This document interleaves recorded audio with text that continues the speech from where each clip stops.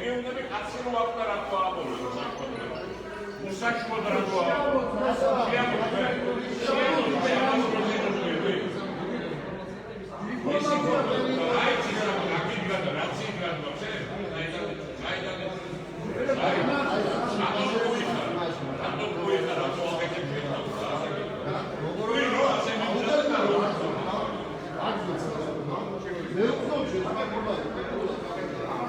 მოგესალმებით, ჩვენ ვიმყოფებით ბათუმის საკრებულოს შენობაში.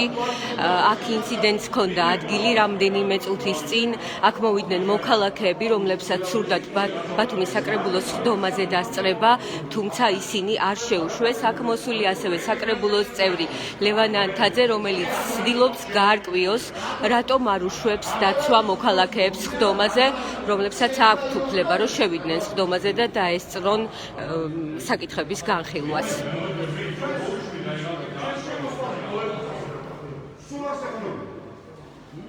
ბატონო ალექსანდრე, ვინ არ შეუშვეს სხდომაზე, შეგიძლიათ გითხრათ რა ხდება ბათუმენების ლაივში?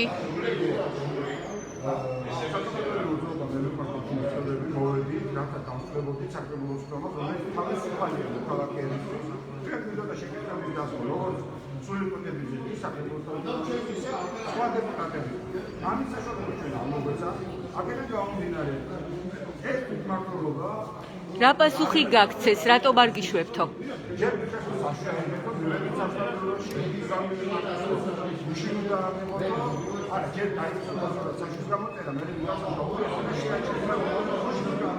გუშინ უნდა აგეღოთ საშვირო, დღეს სხდომაზე დასწრებოდითო?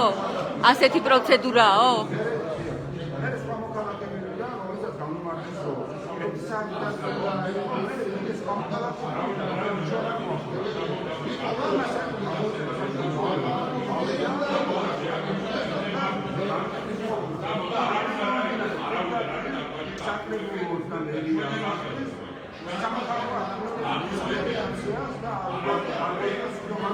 რა კითხვები გქონდათ თქვენ?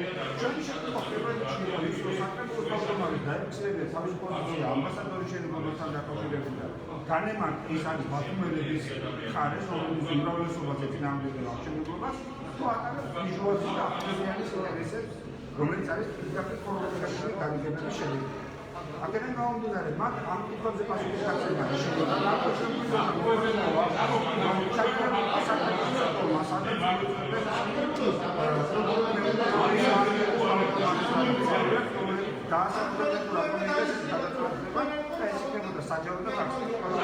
რამდენი მოქალაქე იყავით სულ, ვისაც გინდოდათ შესვლა? 10-მდე მოქალაქე. დიდი მადლობა.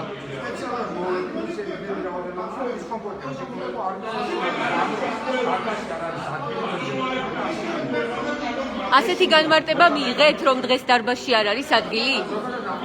ზოგადად ამას ამბობენ. კი ბატონო, დიდი მადლობა, ეს იყო მოქალაქე, რომელიც ცდილობდა დღეს ბათუმის საკრებულოს სხდომათა დარბაზში შესვლას. ის აცხადებს, რომ საკრებულოს თავმჯდომარესთან ჰქონდათ კითხვები და ეს უკავშირდებოდა ამბასადორ ბათუმის პროექტს, რომელიც ითვალისწინებს ბათუმის ბულვარში 16 სართულიან მშენებლობას.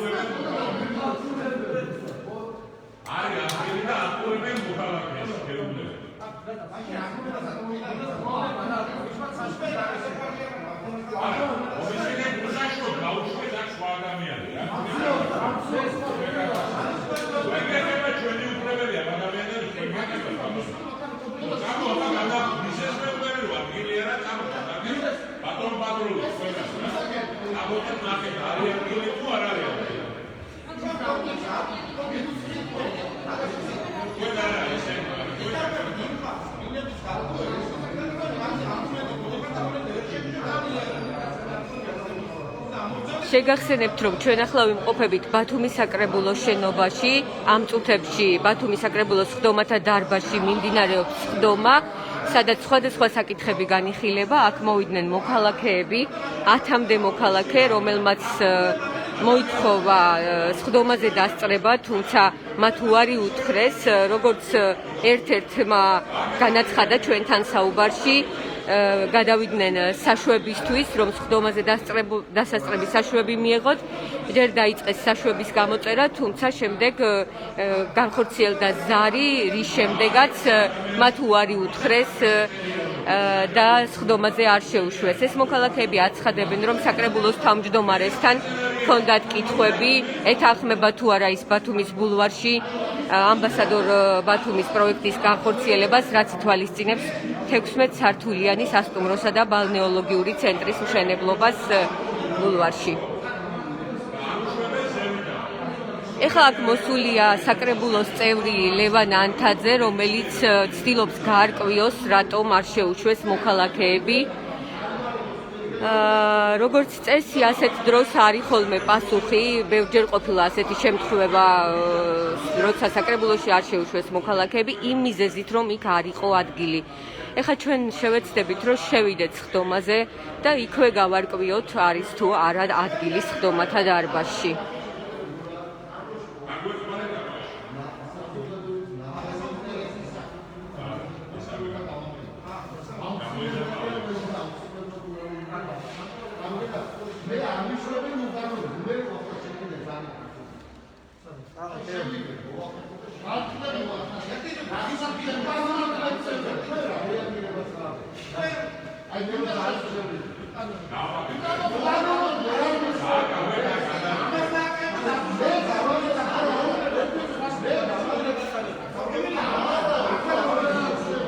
უკაცრავად.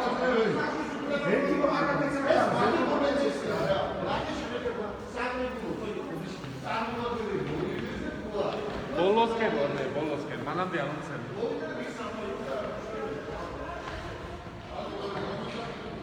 ეხლა მოქალაქეები, რომლებსაც სურთ შესვლა სხდომათა დარბაზში, ითხოვენ დაცვისგან, რომ გამოვიდეს რომელიმე საკრებულოს წევრი და განუმარტოს მათ, რატომ ვერ შედიან ისინი სხდომაზე დასასწრებად.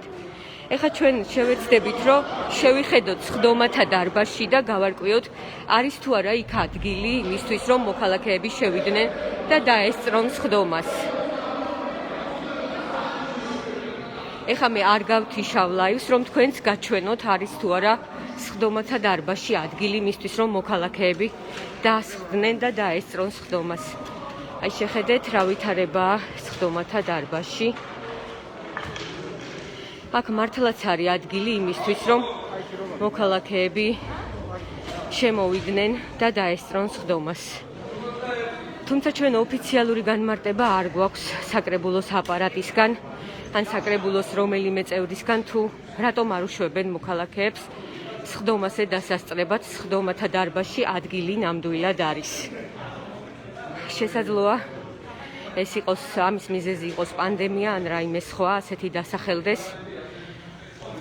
თუმცა პანდემიის დროს ჩვენ ვესწრებოდით სხდომებს, სადაც ამ ადგილებს იკავებდნენ მერიის სამსახურის უფროსები ან მერიის სხვა თანამშრომლები.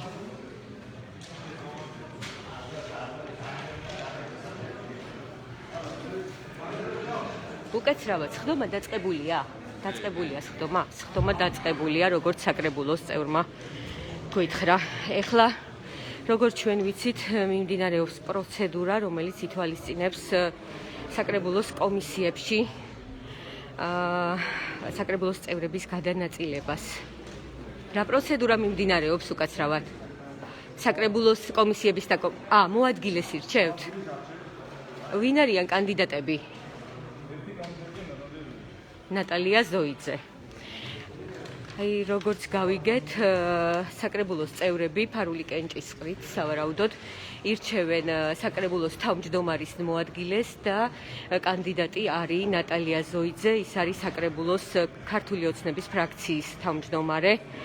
ამ დრომდე ის სწორედ ფრაქციას ხელმძღვანელობდა. სავარაუდოდ ის გახდება საკრებულოს თავმჯდომარის მოადგილე.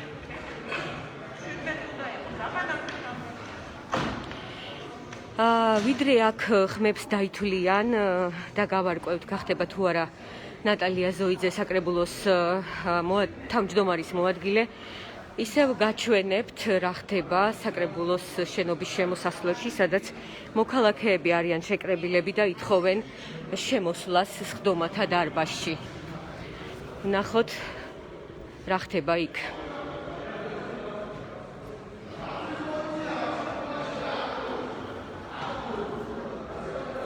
აი ასეთი ვითარება შემოსასვლელში პოლიციას ბლოკირებული აქვს, დაცვის პოლიციას ბლოკირებული აქვს შემოსასვლელი და მოქალაქეებს უარს ეუბნებიან შემოსვლაზე. ჩვენ ახლა გავარკვევთ მიიღეს თუ არა მათ რაიმე განმარტება, ოფიციალური განმარტება თუ რატომ ეუბნებიან უარს სხდომაზე დასწრების მოთხოვნაზე.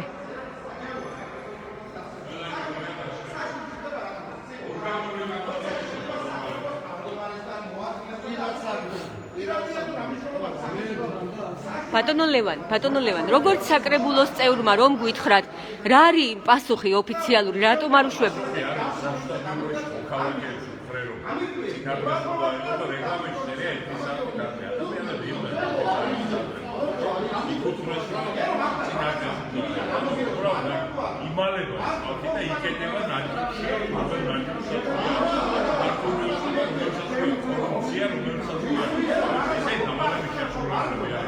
იგივე ამბასადორზე თქვენ გახსოვთ SMS-ი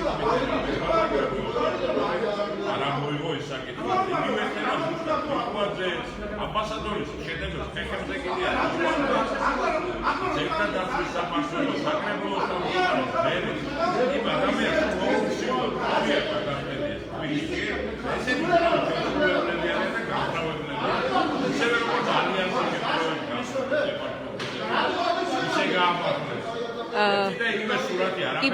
ბატონო ლევან, ამ შემთხვევაში თქვენ მოგმართათ მოქალაქეებმა რომ არ უშვებენ და როგორც საკრებულოს წევრმა გაარკვიოთ ეს თუ როგორ მოხდა?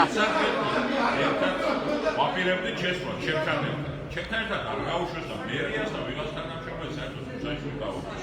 ანუ აქ თემა არის ამ ადამიანებს, ამ კორუმპირებულ ადამიანებს, აპოსტოლიკოს ჩიქოვას, რომელიც ხელისუფლების მიმდევრებელია და ამაზე აუცილებლად სისხლის სამართლის საქმე იქნება, წინამერის გადაყენებას და მისაღებად გაკეთებია. ამ ადამიანებს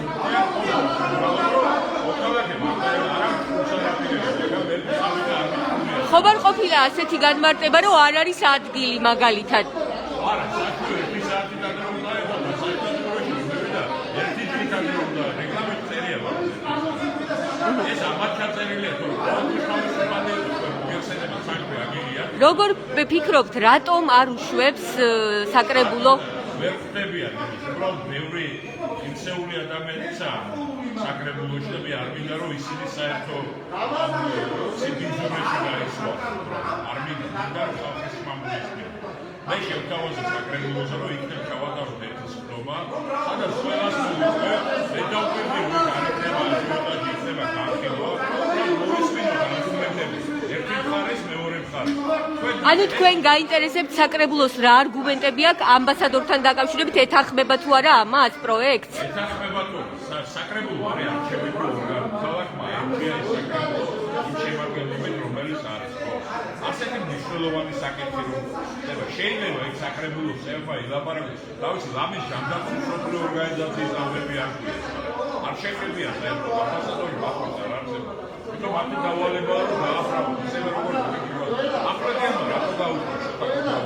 ამის ვიწყოთ და იქასი უბრალოდ დისკომფორტის ეს დისკომფორტი არ უნდა, აბანაც არ უნდა ეს დისკომფორტი და საბოლოოდ როგორ თავდება ასეთი ჯიუტონი მე ნახე ჩემ თავზე პირადად. არ შეიძლება მოსახლეობა შენ გაუჯიმო. აქ მინიმუმ უნდა ესაუბრო, მინიმუმ უნდა არგუმენტირებული პასუხი გაცე. არ შეიძლება იგნორირება რასაც ეთანია. მე დარწმუნებული ვარ საბოლოო შედეგს მიიღებენ.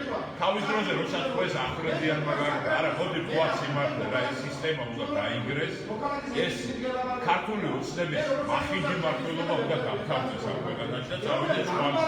განვითარების უნდა წავიდეს, ხალხის მოსმენის უნდა წავიდეს და ისე უნდა იყოს მინიმუმ ასეთი მნიშვნელოვანი საკითხი. დიდი მადლობა. ეს იყო ლევან ნანთაძე, ბათუმის საკრებულოს წევრი, რომელიც აცხადებს, რომ ერთადერთი მიზეზი, რის გამოც მოქალაქეებს არ უშვებენ საკრებულოს სხდომაზე, არის დისკომფორტი. ასეთი ქცევის შედეგები მე პირადად ჩემს თავზე მაქვს გამოცდილი, ეს არ შეიძლება, აცხადებს ლევან ნანთაძე. შეგახსენებთ, რომ ამ წუთებში მიმდინარეობს ბათუმის საკრებულოს სხდომა. ჩვენ შევამოწმეთ ცოტა ხნის წინ და იქ დარბაზში ნამდვილად არის ადგილები იმისთვის, რომ მოქალაქეები დაესწრონ ამ სხდომას და მოისმინონ, როგორ განიხილავს საკრებულო საკითხებს და რა საკითხებს განიხილავს, თუმცა მათ დღეს საკრებულოს სხდომათა დარბაზში შესვლაზე უარი უთხრეს.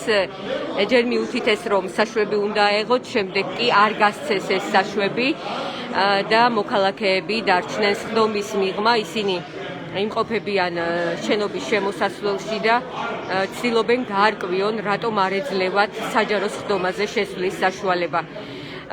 თვითმმართველობის კოდექსი მოქალაქეებს საშუალებას აძლევს შევიდნენ ისინი საჯარო სხდომაზე და დაესწრონ ამ სხდომას. მათ არ აქვთ სხდომის დროს ჩარევის უფლება, თუმცა შეუძლიათ მოითხოვონ სიტყვის უფლება, შეკითხვის დასმის უფლება თავმჯდომარისგან და თუ ასეთ უფლებას თავმჯდომარე მათ მისცემს, შეუძლიათ შემდეგ დასვან ეს კითხვები და მიიღონ პასუხები, თუმცა დღეს მოქალაქეებს ამის საშუალება არ მიეცათ. ისინი აცხადებენ, რომ მთავარი კითხვები ამბასადორს უკავშირდება, ამბასადორ ბათუმის პროექტს, რომელიც ითვალისწინებს ბათუმის ბულვარში 16 სართულიანი სასტუმროსა და ბალნეოლოგიური ცენტრის მშენებლობას. ცოტა ხნის წინ ჩვენ ვიყავით სხდომათა დარბაზში, სადაც მიმდინარეობდა კენჭისყრის პროცედურა, რაც ითვალისწინებდა საკრებულოს თავმჯდომარის მოადგილის არჩევას და კანდიდატი არის ნატალია ზოიძე, ქართული ოცნების ფრაქციის თავმჯდომარე.